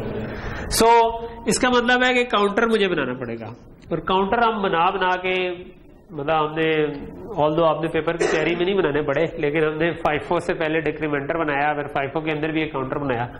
सो हमें इस वक्त सबसे ही बेसिक वेरिएंट ऑफ काउंटर चाहिए जिसपे ना कोई इनेबल हो, क्योंकि वो हर साइकिल में ही चलता जा रहा है, ठीक है। तो हर साइकिल पे चलने के लिए काउंटर बन सकता है कि भाई आप सिंपल इसी को प्लस करें और इसी के अंदर लिखवा दें, ठीक है। सो क्या होगा कि 0 से स्टार्ट किया, अगली दफा +1 किया 1 हो गया, अगली दफा +1 किया 2 हो गया, 3 4 5 6 7 8 चलता जा रहा है, ठीक है, हर क्लॉक साइकिल पे, ठीक। सो आपके पास जब भी आपने रात के 12 बजे रीसेट प्रेस किया इसका और ये काउंट चलना शुरू हो गया, ठीक है। सो यहां तक कुछ चीज सही हो गई, ये काउंट किया जा रहा है। सो कितना काउंट करना है, पहला ये क्वेश्चन है कि 1 मिनट हो जाए, और 1 मिनट में कितने साइकिल गुजरने चाहिए? 1 सेकंड में 100 मिलियन गुजरते हैं, अगर 1 मिनट में कितने होंगे? 100 × 60, ठीक है। 100 × 60 क्या होता है? 6000, 60,000 नहीं होता, ठीक है। मल्टीप्लीकेशन भी कभी कभी मुझे लगता है आप लोगों को दोबारा सिखानी चाहिए, ठीक। 6000 मिलियन साइकिल्स जी, क्या नहीं करेक्ट? हाँ, कोई क्या करेक्ट बिल्कुल वही वाली एग्जाम्पल याद रखी है तुमने। सो 6000 मिलियन साइकिल्स जब गुजर जाएंगे तो हम कह सकते हैं कि 1 मिनट हो चुका है, ठीक है। सो इस काउंटर की क्या वैल्यू होनी चाहिए जब 6000 मिलियन साइकिल गुजर? काउंटर की 1 तो पहले साइकिल में हो जाएगी भाई, इसकी 6000 मिलियन वैल्यू होगी तो फिर ये कहेंगे ना रफली 6 बिलियन हो गया ना ये आपका। सो 6000 मिलियन को मैं 6 बिलियन ही कह देता हूँ, ठीक है। नॉर्मल इंसानों वाला बिलियन, 10⁹ वाला बिलियन, ठीक है। चाइना की आबादी जो है वो मेरा ख्याल है नहीं, 6 बिलियन तो वर्ल्ड पॉपुलेशन है, 6-7 बिलियन। तो जितनी दुनिया के में बंदे हैं ना उतने साइकिल हम गुजार दें तो हमारे पास 1 मिनट ही हुआ होगा सिर्फ। अमेजिंग है। सो 6 बिलियन का क्या मतलब है कि इसकी वैल्यू जब 6 बिलियन पे पहुंचेगी तो मुझे क्या इसको आगे जाने देना चाहिए या इसको रोक देना चाहिए? हाँ, इसको वापस क्या कर दें? रीसेट करके 0 कर दें ताकि ये दोबारा 6 बिलियन तक जाते। सो इसका और वो मैं कैसे कर सकता हूँ? कैसे मैं चेक कर सकता हूँ कि ये 6 बिलियन के बराबर है कि नहीं? रीसेट तो लगे, चलो एक मैं कहता हूँ कि ये मेरा एक सिग्नल है जो कि इसको क्लियर या रीसेट कर देगा, ठीक है। हम मतलब फ्लिप फ्लॉप बनाते हुए या रजिस्टर बनाते हुए हम उसको रीसेट कर सकते हैं। तो ये वो वाला सिग्नल है, ठीक है। रजिस्टर बनाते हुए हमने कहा था ना कि इफ रीसेट तो उसको 0 कर दे, तो ये वो वाला रीसेट या क्लियर है, ठीक है। उसके साथ और कर देंगे इस क्लियर को, ठीक है। रीसेट तो वो होगा जो शुरू में हम एक दफा रीसेट करते हैं, और ये उसके साथ और कर देंगे कि अच्छा कभी ये क्लियर भी आया तो हम उसको रीसेट करेंगे, ठीक। सो ये जो क्लियर है ये कब होना चाहिए? जब इस काउंट की वैल्यू 6 बिलियन हो जाए, ठीक है। तो फिर मैं काउंट की वैल्यू 6 बिलियन हुई है ये कैसे चेक कर सकता हूं? तो काउंटर यार कितने काउंटर लगाने हैं तुझे? ये काउंटर यही काम ही कर रहा है, एक और काउंटर लगाऊं? इसी की वैल्यू चेक करनी है कि 6 बिलियन हुई है कि नहीं। अगर मैंने चेक करना हो कि ये नंबर 6 बिलियन के बराबर है या नहीं, तो इसके लिए क्या करूंगा? इसके लिए कंपैरेटर लगा दें। कंपैरेटर क्वेश्चन भी आया था पेपर में, आप कंपैरेटर तो आपको असबर होने चाहिए। तो आप सिंपल एक कंपैरेटर लगा देंगे कि जब ये इक्वल हो 6 बिलियन के, ठीक है, तो तब आप क्या करो, इसको दोबारा 0 कर दो। ठीक हो गया। तो अब ये काउंटर 0 से शुरू हुआ, 6 बिलियन पे गया, फिर 0 हो गया, फिर 6 बिलियन गया, फिर हाँ नहीं, ये काउंटर को 0 से हमने रीसेट जब पहली दफा किया, ठीक है, तो ये 0 था, रात के 12 बजे हमने रीसेट कर दिया, ठीक है। उसके बाद क्या हुआ, हर साइकिल में ये 1 2 3 10 नैनो सेकंड का हमारा एक साइकिल था, 1 2 3 चलना शुरू। हाँ, ये शुरू में तो 6 बिलियन नहीं है ना, शुरू में तो 0 था। ये वैल्यू 6 बिलियन से कंपेयर 6 बिलियन से कर रहे हैं, ठीक है। तो शुरू में ये कंपैरेटर देगा 0, क्योंकि वो कंपेयर नहीं होगा 6 बिलियन से, 0 तो 6 बिलियन के बराबर नहीं है ना। तो आपने क्या किया, इसी वैल्यू को प्लस किया, 1 आ गया, अभी भी 6 बिलियन के बराबर नहीं है, 2 आ गया, 3 आ गया, 4 आ गया, अभी भी 6। करते करते एक टाइम आया जब ये 6 बिलियन के बराबर हो गया। जब 6 बिलियन के बराबर हो गया, पूरा 1 मिनट गुजर चुका था तब, क्योंकि 10 नैनो सेकंड करते करते करते जब 6 बिलियन हुआ, तो इसका मतलब है जब 100 मेगा हुए थे तो 1 सेकंड हुआ था, 200 मेगा हुए थे 2 हुआ था, जब 6 बिलियन हो गए इसका मतलब है कि 60 सेकंड गुजर चुके हैं और 1 मिनट पूरा हो गया। तो हमने कहा अच्छा 1 मिनट में इसको क्लियर कर दो, ठीक है। सर ये हम रजिस्टर को ही कंपेयर करेंगे ना? जी, ऐसी रजिस्टर को ही किया कंपेयर। ये जो है ना, ये यहाँ से इधर, ये सेम वैल्यू इधर भी जा रही है, एरो नहीं लगे हुए, ये रजिस्टर की वैल्यू ही है। तो मैं इधर आउटपुट बना दूं, इधर आउटपुट बना दूं, उससे फर्क नहीं पड़ता। तो मैं इधर से उतार रहा होता तो ठीक था। मतलब बाय डिफॉल्ट मैंने असल में जब रजिस्टर बनाए हैं तो ये किया हुआ था ना कि ये इनपुट है, ये आउटपुट है। सो मैं इधर भी अगर दिखा दूं तो इसका मतलब है वो सेम आउटपुट है, उस पे कंफ्यूज हो। तो ये सेम जो रजिस्टर की वैल्यू है वो कंपैरेटर को भी दे रहे हैं और इंक्रीमेंटर को भी दे रहे हैं, लेकिन ये रजिस्ट्री की वैल्यू है, ठीक है। तो यहां तक चीज क्लियर होगी, ओके। सो एक हमने छोटा सा काउंटर बना दिया जो कि हमें हर 1 मिनट बाद अपने आप को क्लियर कर देता है। तो बनाना ये नहीं था, वैसे बनाना हमने मिनट्स और आवर्स से, लेकिन हमने बना दिया। तो देखते हैं कोई फायदा देता है कि नहीं। एक और इसमें मसला ये है कि क्या मुझे 6 बिलियन पे क्लियर करना चाहिए। मैं काउंट मैंने 1 से नहीं शुरू किया था, मैंने 0 से शुरू किया था, 0 1 2, इससे एक कम 6 बिलियन -1, ठीक है। फिलहाल मैं -1 लिख देता हूं, तो ये असल में क्या होगा 5999999999999। अच्छा, फिर मैंने बोलते हुए शायद ज्यादा कर दिया हूं, लेकिन ये 1 2 3 4 5 6 7 it should be equal to this, ठीक है। तो मैं अभी उसको आसानी के लिए कि बहुत सारे मुझे 99999 लगाने पड़े, तो मैं उसके लिए इधर 6 बिलियन -1। अली मुनीर तुम क्यों टेंशन में यार, मुझे तुझे देख के टेंशन शुरू होगी। हाँ छुपा रहा। अच्छा चलो, अभी तो मैं इस पेपर में देखूंगा अगर टॉप किया नहीं इस मिनट।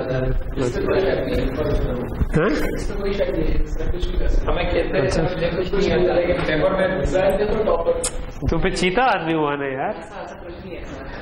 चलो चेक करते हैं, कोई बात नहीं। अभी इसने वो वाला प्रोजेक्ट नहीं जमा कराया पहला वाला ना। अभी नहीं शुरू हो जाना। मुझे पता दुख भरी दास्तान है ना, वो क्लास के बाद हम सुन लेंगे, ठीक।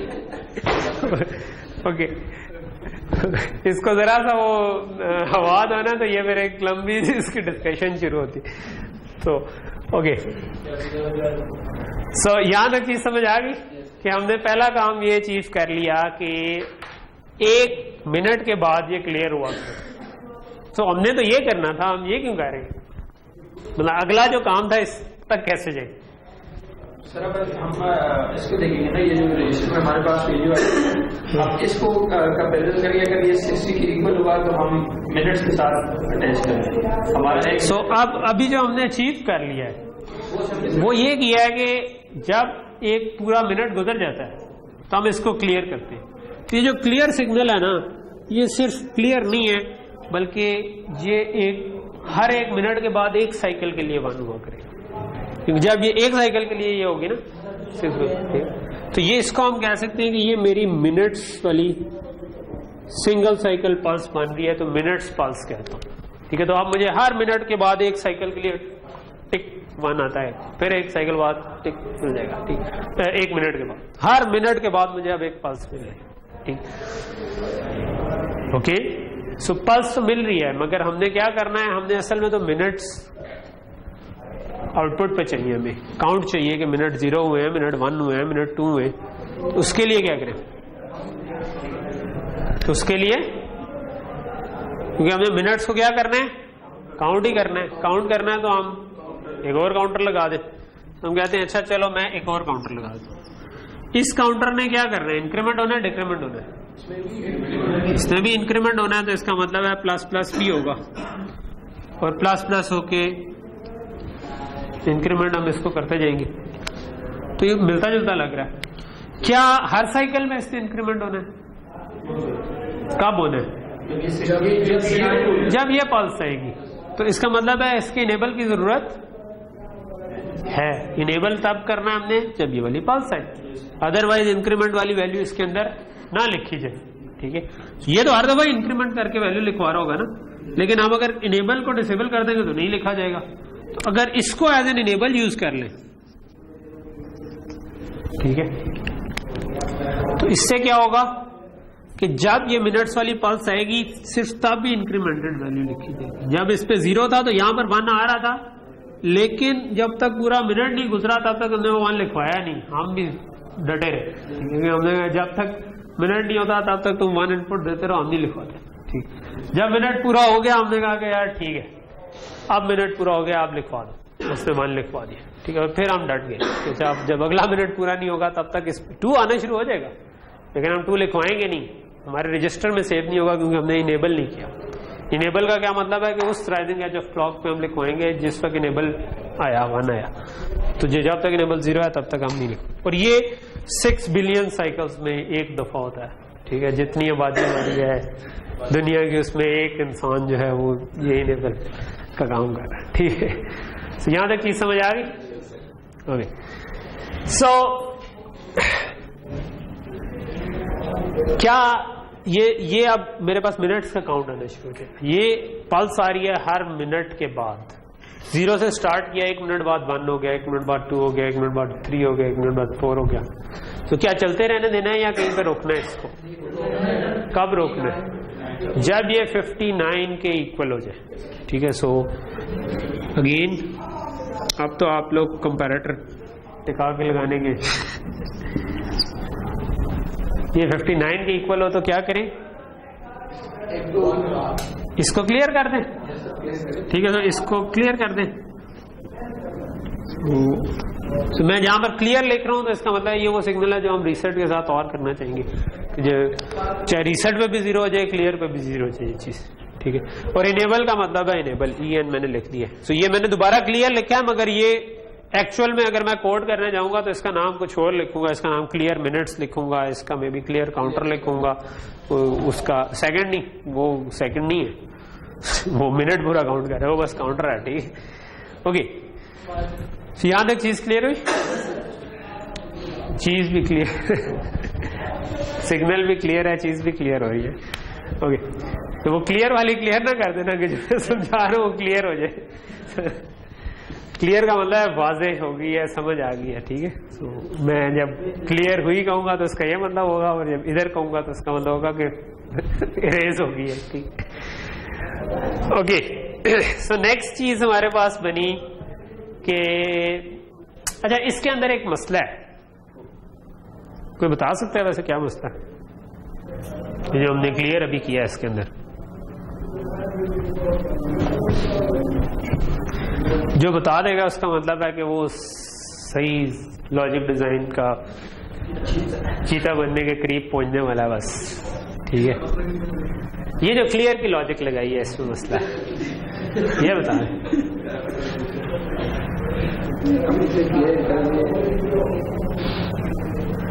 हम लेबल के साथ कुछ करेंगे नहीं सर? हाँ, क्लियर कोई लेबल के साथ कुछ करेंगे नहीं, क्लियर करने से पहले कुछ करेंगे, क्या करेंगे ये बताओ ना।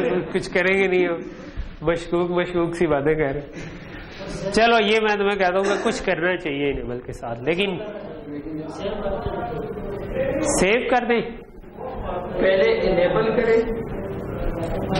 नहीं, एक मिनट पहले मैं इकबाल की बात सुन। इकबाल बड़े अजीम, क्योंकि हमारे मुफक्किर गुजरे हैं, तो क्या। हाँ जी, बताएं ना यार, मैं आपको तरफ मुतवज्जह हूँ, आप चुप हो। हाँ ठीक है, अभी इकबाल फिक्र में ही है। चलो आप बताएं फिर। सर बस मैं भी फिक्र में जब आप इसको क्लियर करेंगे क्या मसला आएगा। चलो हल ना बताएं, मसला बता दें पहला। हाँ, तो पूरा क्लियर ही नहीं करना है यार, 59 के बाद 0 ही करना है इसको। जब 59 मिनट्स में उसके बाद होगा क्यों नहीं होगा? होगा तो वो क्लियर भी हो जाएगा, लेकिन इनेबल भी हमने सेट किया है, फिर वही बात आ जाएगी कुछ। चलो ये मैं बता देता हूँ, क्योंकि आप अभी नए नए काउंटर्स में आए हैं, तो इट्स एक्सपेक्टेड कि आपको पूरी तरह ना समझे। ये वाली पल्स मिनट्स की आ रही है, ये 1 मिनट के बाद आ रही है, ठीक है। सो अगर मेरा ये क्लॉक चल रहा है, ठीक है, चलता जा रहा है, सो एक दफा आपका ये पल्स जब आएगी, तो ये काउंटर शुरू में हमने ये वाला काउंटर 0 रखा था। ये वाला काउंटर जो है ना दूसरा, वो तो भाग रहा है, ठीक है, वो तो हर साइकिल में 0 1 2 3 up to 6 बिलियन जाता है। ये जब वो पूरा 6 बिलियन हो जाता है, तब हमने इसको कहा कि यार तू 0 से 1 हो जा। तो ये 6 बिलियन साइकिल गुजर जाते हैं, तब फिर 6 बिलियन साइकिल गुजरते हैं, तो हम कहते हैं कि यार ये तू 2 हो जा, ठीक है, एंड सो ऑन। तो क्योंकि वो 6 बिलियन साइकिल्स के बाद 1 मिनट हुआ, ठीक है। फिर जब 59 लेट से एक वक्त आया जब ये 58 हो गया, ठीक है, फिर 6 बिलियन साइकिल गुजरे, हमने 59 किया। जैसे ही 59 हुआ, हमने कहा क्लियर कर दो, ठीक। तो हमने उससे अगले साइकिल में ही उसको 0 किया। वो जो 6 बिलियन साइकिल 59 पे गुजरने चाहिए थे, वो तो गुजरे ही नहीं। बात समझ आ रही है ना? क्लियर तो हमने उसी वक्त कर दिया। हमने तो जैसे ही 58 से 59 हुआ, हमने कहा यार जैसे 59 के बराबर हो क्लियर कर दो। हाँ, 16 भी -159 ही होता है यार, ठीक है। सो 59 वो -1 जो लिखा है यहाँ पर, मैं -1 नहीं लिखूंगा, मैं एक्चुअली सब्ट्रैक्टर नहीं लगाऊंगा यहाँ पे, मैं वो 599 ही लिखूंगा। ये मैंने जगह बचाने के लिए 6 बिलियन -1, ठीक है। यहाँ पर अगर मैं 60 -1 लिख दूं या 59, एक ही बात है, ठीक है। लेकिन क्या हो क्या रहा है कि जैसे ही वो 60th सेकंड शुरू हुआ, आपने उसके पहले साइकिल के अंदर ही उसको कर दिया, जबकि वो पूरा, क्योंकि 0 से हम चलते जा रहे थे, वो पूरा मिनट तो होना चाहिए था ना। तो उस मिनट का इंतजार कैसे करूं मैं, कैसे करूं कि मैं इस 59 को पूरा गुजार लूं, और जब इसने 59 से 60 होना था, उस वक्त मैं 60 के बजाय इसको 0 कर दूं। मैं तो ये चाहूंगा ना, असल में हमने 60 के बजाय 0 करना था। तो करना तो 59 के बाद ही 0 था, लेकिन उसी वक्त नहीं करना था जब ये 59। इसको किससे एंड कर दूं? इनेबल के साथ एंड कर दूं, क्योंकि ये पल्स ऑलरेडी मुझे बता रही है कि 1 मिनट गुजर चुका है। तो जैसे ही 58 पे इनेबल होगा, उससे अगले साइकिल में ये 59 होगा। लेकिन अब ये पल्स अगली दफा आएगी 1 मिनट के बाद।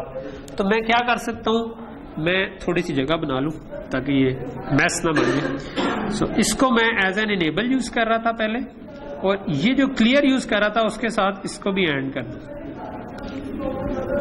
ठीक है। सो अब क्या होगा? अब ये होगा कि जब ये 59 हुआ है, उसी वक्त क्लियर भी हो जाएगा जब ये 59 हुआ है, एंड एक पूरा मिनट भी गुजर चुका है। ये प्रॉब्लम क्या पीछे आएगी? 6 बिलियन -1 पे आनी चाहिए या नहीं आनी चाहिए? क्लियर हो जाना चाहिए या नहीं होना चाहिए? किस चीज का इंतजार करना चाहिए हमें? एक साइकिल के गुजरने का। तो वो उससे अगले साइकिल पे ही होगा, क्योंकि इसमें कोई और इनपुट नहीं थी, हम साइकिल्स ही काउंट कर रहे थे, ठीक है। सो ये अच्छी थिंकिंग है कि आप पिछले वाले पे दोबारा सोच रहे हैं, ठीक है। इट्स गुड थिंकिंग कि आप उस पर सोचेंगे यार यहाँ पे मसला आया तो यहाँ पर क्यों नहीं आया, ठीक है। यहाँ पर क्यों नहीं आया? यहाँ पर इसलिए नहीं आया क्योंकि ये हम हर साइकिल पे चल रहे थे, इस पे हम कोई किसी चीज का वेट नहीं, किसी चीज पे इनेबल नहीं कर रहे थे इसको। तो क्योंकि हम 40 हर साइकिल पे रहे थे, तो जैसे ही क्लियर हुआ, हमने उसको क्लियर किया, तो वो राइजिंग एज ऑफ क्लॉक पर ही क्लियर होगा, उससे पहले क्लियर नहीं होगा, क्योंकि रजिस्टर है वो काम उसी पे करेगा। तो हम 40 हर क्लॉक साइकिल इस जगह पर, लेकिन हम हर क्लॉक पे नहीं चल रहे थे, हम इस मिनट्स की पल्स पे काउंट को इनेबल कर रहे थे। तो अगर इस पर इनेबल कर रहे थे तो फिर क्लियर भी इसके साथ। ओके, अब क्या करें जी, अब हमारे पास मिनट्स आ गए। ये हमारे पास काइंड ऑफ जो मिनट आ गए ना, ये समझे कि ये वाली चीज आ गई। ठीक है, हमें क्या चाहिए, साथ आर्स भी चाहिए। आर्स के लिए क्या करें, जैसे आउटपुट देगी, क्या करेंगे, ये जो कंपेरिजन जैसे 59 निकला है तो हमारे उधर चला जाएगा, और इस तरह का हमें और ये 59 हुआ है और उसके साथ इनेबल भी आया है। तो ये वाली जो चीज आ रही है ना हमारे पास, ठीक है, मैं इसको फिलहाल मिटा देता हूं ताकि ये मैं भी फिलहाल ना कंफ्यूज। ये वाली जो पल्स, क्लियर वाली पल्स आती है इसकी, ये 1 घंटे बाद आती है। जिस तरह ये 1 मिनट के बाद 1 साइकिल के लिए आता था, तो अब ये पूरे 1 घंटे के बाद क्लियर हुआ करेगा मिनट्स वाला। सो इसको हम कह सकते हैं कि ये आवर्स वाली पल्स है। क्या भाई, 1 घंटे के बाद 1 साइकिल के लिए 1 हो जाती है। ठीक है, ये अब हमारे लिए एक इंपॉर्टेंट सिग्नल बन गया। हमने कहा कि यार अगर ये 1 घंटे बाद 1 होता है तो मैंने घंटे काउंट करने, मैं घंटे इसी के ऊपर ही काउंट कर लूं। जब भी ये आएगी तो मैं घंटे काउंट कर लूं। तो क्या करूंगा, इसी तरह का बिल्कुल एक और काउंटर लगा दूंगा जो कि घंटे काउंट कर रहा होगा। मैं कहूंगा कि यार इसके ऊपर इनेबल करो और उसको बिल्कुल उसी तरह प्लस प्लस करो और बिल्कुल उसी तरह उसको क्लियर करो। किस पे, 23 पे। जैसे 23 है, लेकिन डायरेक्टली इस पे क्लियर ना करो, इनेबल को इसके साथ ऐड भी कर। बिल्कुल यही रेप्लिका किया, सिर्फ इधर हमने 23 लगा दिया क्योंकि इसको आवर्स वाली पल्स आ रही थी, इसने उसको काउंट किया। ऑब्वियसली इसके बाद हम अगर ये जो पल्स आ रही है ये डेज की पल्स है, ठीक है, 365 हो जाए तो ईयर कर लें और उसके बाद 200 हो जाए तो सदी कर लें। ठीक है, तो अगर आपकी बिजली ना जाए 1 सदी तक तो आप वसीयत कर सकते हैं कि मेरे पड़पोते, मैंने एक digital clock, digital logic design में बनाया था, वो आज से 1 सदी के बाद देखना कि उस पर वो सदी वाला डिजिट इंक्रीमेंट हुआ है कि नहीं हुआ तो फिर डिबग करना वेरिलॉग कोड में कि क्या मसला आ रहा है। ठीक, सो यहां तक चीज समझ आ गई। ओके, सो यहां पर हम रुकते हैं आज। और एक छोटी सी चीज ये कि ये कितने बिट का होगा, ये कितने बिट का होगा, ये और ये 6 का और ये 5 का, लेकिन ये कितने बिट का होगा असल में तो जिसके लिए मैं पूछ, ये वाले काउंटर की बिट्स नहीं बताई हमने। 11 बिट का। क्यों 11 बिट का, क्यों? हाँ, 6 और 5 को प्लस किया 11 बना दिया। वाह, अरे वाह। इसमें मैक्सिमम नंबर क्या सेव होना है,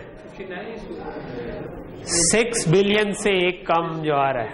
ठीक है, so it has to store 6 billion. ठीक है, छोटा काउंटर नहीं है, मजाक ना समझे इसको। ठीक है, हमने अगर सारी रेक्टेंगल्स एक साइज की बना दी है, इसका मतलब नहीं है कि उतनी बिट का है।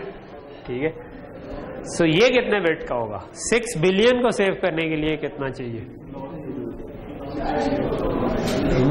सिंपल यार, कितना होगा 6 बिलियन के लिए? 33 बिट्स। नहीं, 10 बिट्स में आ जाता है 1K, 20 में आ जाता है 1M, 30 में आ जाता है 1 गीगा। ठीक है, प्लस 2 बिट और डाली तो 4 गीगा, 3 बिट डाली तो 8 गीगा। 8 गीगा में सेफली आ जाएगा। ठीक है, क्योंकि 6 गीगा हमने स्टोर करना है ना। ठीक है, तो लॉजिक डिजाइनर जो है ना, उनको ये वाली चीज तो यूं आना चाहिए ज़हन में। ठीक है, टेरा होता तो 40 बिट टेरा। ठीक है, तो 2 रेज़ पावर में क्यों हम बात कर रहे थे, ये वो वाला गीगा नहीं है वैसे।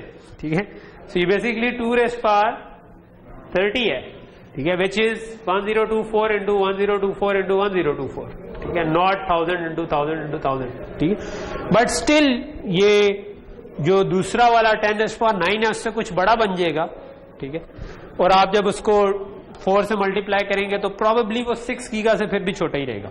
ठीक है, तो आपको 33 बिट्स चाहिए होंगे, ठीक है। और दूसरा तरीका ये हो सकता है कि आपको कैलकुलेटर पे 6 गीगा लिखें, उसको बाइनरी में कन्वर्ट करें, देखें बिट्स काउंट करें कितनी बनती, ठीक। या log बेस 2 ले लें और देखें कि वो 32 पॉइंट समथिंग आ जाएगा मोस्ट प्रॉब्ली, और उसके हिसाब से आप इसको, ठीक है। हम यहाँ पर रुकते हैं, इसको काम रोक दें, फिर इंशाल्लाह कल